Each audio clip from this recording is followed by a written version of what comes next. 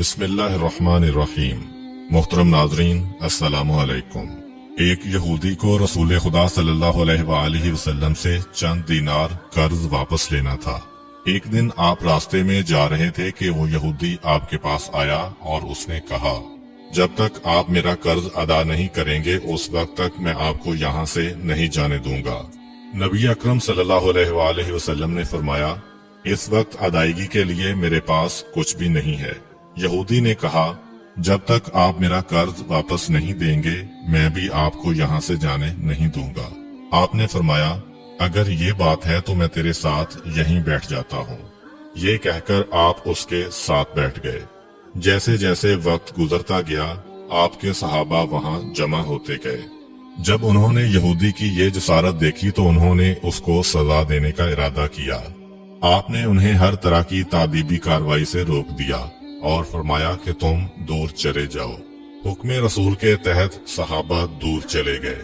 سورج لمحہ بلمحہ گرم ہو رہا تھا اور اس کی تپش سے آپ کو اذیت پہنچ رہی تھی، یہاں تک کہ آپ کے چہرہ اطہر سے پسینہ بہنے لگا۔ اس کے باوجود آپ نے کسی طرح کے غصہ کا اظہار نہ کیا اور کوئی سخت جملہ نہ کہا۔ آپ سارا دن وہیں بیٹھے رہے اور ظہر، عصر اور مغرب و عشاء کی نمازیں وہیں پڑھیں۔ پھر رات چھا گئی۔ آپ نے رات بھی وہیں بسر کی اور فجر کی نماز بھی وہیں پڑھی۔ صحابہ یہودی کو ڈرانے دھمکانے لگے۔ آپ نے فرمایا، تم اس سے یہ کیسا سلوک کر رہے ہو؟ صحابہ نے کہا، یا رسول اللہ، اس کی یہ جرت کہ آپ کو یرغمال بنا کر اپنے پاس بٹھا لے۔ حضرت صلی اللہ علیہ وآلہ وسلم نے فرمایا، اللہ نے مجھے اس لیے نہیں بھیجا کہ میں کسی ہم پیمان یا کسی اور پر ظلم کروں۔ جب دن چڑھا تو یہودی نے کلمہ اسلام پڑھتے ہوئے کہا، اشہد ان لا الہ الا اللہ و اشہد ان محمدن عبدہ و رسولہ۔ میں اپنی دولت کا ایک حصہ راہ خدا میں دیتا ہوں۔ میں نے آپ کو اس لیے نہیں روکا تھا کہ میں آپ کی توہین کروں۔ اس ذریعے سے میں آپ کے پیمانہ صبر کو آزمانا چاہتا تھا، کیونکہ تورات میں میں نے آپ کی یہ صفت پڑھی ہے، محمد بن عبداللہ مکہ میں پیدا ہوگا اور طیبہ کی طرف ہجرت کرے گا۔ وہ تندخو اور سخت مزاج اور بیہودہ گوئی کرنے والا نہ ہوگا اور کوئی جھوٹی بات زبان سے نہیں کہے گا۔ اس طرح سے میں نے آپ کو یہاں رکھ کر اس بات کی تصدیق کی ہے کہ تورات نے بالکل سچ کہا تھا۔ رسول اکرم صلی اللہ علیہ وآلہ وسلم مبعوث برسالت ہونے کے 3 سال بعد تک خفیہ طور پر دعوت اسلام دیتے رہے۔ اس کے بعد اللہ تعالیٰ نے آپ کو حکم دیا کہ آپ کھل کر اللہ کا پیغام پہنچائیں اور لوگوں کو خدا کی طرف دعوت دیں۔ ایام حج شروع ہوئے تو پورے جزیرۃ العرب سے لوگ مکہ کی طرف آنا شروع ہوئے۔ نبی اکرم صلی اللہ علیہ وآلہ وسلم کوہ صفا پر چڑھے اور آپ نے بلند آواز سے فرمایا، لوگو، میں اللہ کا رسول ہوں، تم اللہ رب العالمین پر ایمان لے آؤ۔ لوگ آپ کی طرف متوجہ ہوئے اور انہوں نے تعجب سے یہ اعلان سنا اور سب کی خواہش ہوئی کہ وہ اعلان کرنے والے کو دیکھیں۔ پھر آپ صفا سے اتر کر مروہ آئے اور وہاں پر بھی آپ نے 3 بار یہی اعلان کیا۔ جب ابو جہل نے حضرت صلی اللہ علیہ وآلہ وسلم کا یہ اعلان سنا تو اسے سخت غصہ آیا۔ اس نے زمین سے ایک پتھر اٹھا کر آپ کی پیشانی پر مارا، جس سے آپ کی پیشانی زخمی ہو گئی، خون بہنے لگا اور آپ کا پورا چہرہ لہو لہان ہو گیا۔ اس کے بعد تمام مشرکین آپ کو پتھر مارنے لگے۔ نبی اکرم صلی اللہ علیہ وآلہ وسلم مجبور ہو کر کوہ ابو قبیس پر چڑھ گئے اور ایک چٹان کے پیچھے جا کر چھپ گئے۔ مشرکین نے بھی آپ کا تعاقب کیا لیکن آپ انہیں کہیں دکھائی نہ دیے۔ ناکام و نامراد ہو کر انہیں واپس آنا پڑا۔ اسی اثناء میں ایک شخص نے حضرت علی علیہ السلام کو اس واقعہ کی اطلاع دی اور کہا کہ میرا خیال یہ ہے کہ محمد مارے جا چکے ہیں، نعوذ باللہ۔ یہ سن کر حضرت علی علیہ السلام کو شدید دکھ ہوا اور آپ ام المومنین حضرت خدیجہ الکبریٰ سلام اللہ علیہ کے پاس آئے اور ان سے کہا، میں نے سنا ہے کہ مشرکین نے رسول خدا صلی اللہ علیہ وآلہ وسلم پر سنگ باری کی ہے اور بعض لوگوں کا یہ گمان ہے کہ نبی اکرم شہید ہو گئے ہیں۔ آپ روٹی پانی اٹھائیں اور میرے ساتھ انہیں تلاش کرنے کے لیے چلیں، ممکن ہے ہمیں ان کا کہیں نشان مل جائے۔ آپ وادی پر نظر رکھیں اور میں پہاڑ کے دامن میں آپ صلی اللہ علیہ وآلہ وسلم کو تلاش کرتا ہوں۔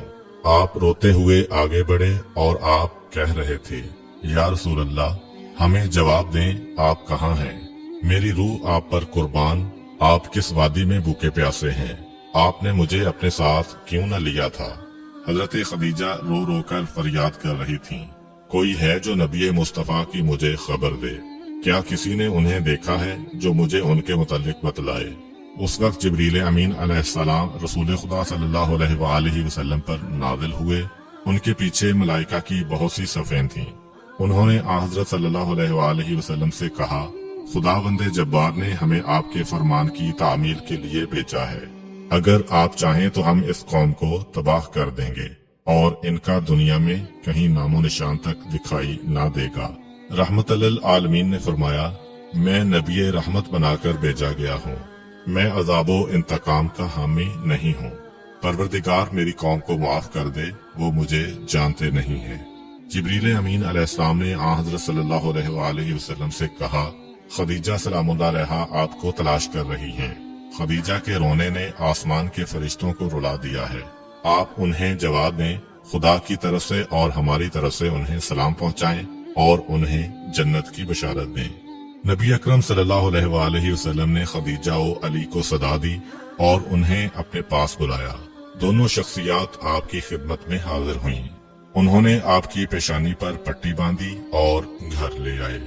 جب مشرکین کو معلوم ہوا کہ نبی اکرم صلی اللہ علیہ وآلہ وسلم اپنے گھر آ چکے ہیں تو انہوں نے گھر کا محاصرہ کر لیا اور سنگ باری شروع کر دی۔ حضرت علی علیہ السلام اور حضرت خدیجہ سلام اللہ علیہا آپ کا دفاع کرنے لگے۔ جب سنگ باری میں معمولی سا وقفہ ہوا تو حضرت خدیجہ گھر سے نکلیں اور انہوں نے چیخ کر کہا، فرزندان قریش، کیا تم سے حیا رخصت ہو گئی ہے؟ تم اپنے قبیلہ کی معزز اور محترم خاتون کے گھر پر سنگ باری کرنے لگے ہو۔ اگر تمہیں خدا کا خوف نہیں ہے تو دوسرے لوگوں کو اپنے اوپر ہنسنے کا موقع نہ دو اور اپنے لیے ہمیشہ کی ذلت و بدنامی تو نہ خریدو۔ جب مشرکین نے حضرت خدیجہ سلام اللہ علیہا کی گفتگو سنی تو ندامت کے مارے ان کے سر جھک گئے اور وہ شرمندہ ہو کر اپنے گھروں کو چلے گئے۔ نبی اکرم صلی اللہ علیہ وآلہ وسلم نے دعوت اسلام کا آغاز ان روح فرسا واقعات کے ساتھ کیا تھا۔ آپ پر کروڑوں سلام ہوں۔ آپ نے لوگوں کو گمراہی و ضلالت سے بچانے کے لیے قدم قدم پر تکالیف اٹھائیں اور صدمے برداشت کیے۔ امید کرتا ہوں کہ آپ کو آج کی ویڈیو اچھی لگی ہوگی۔ اگر آپ کو ہماری ویڈیو اچھی لگی ہے تو ویڈیو کو لائک کریں اور مزید اس طرح کی ویڈیوز دیکھنے کے لیے ہمارا چینل سبسکرائب کر لیں۔ ملتے ہیں نیکسٹ ویڈیو میں، اجازت دیجیے، اللہ حافظ۔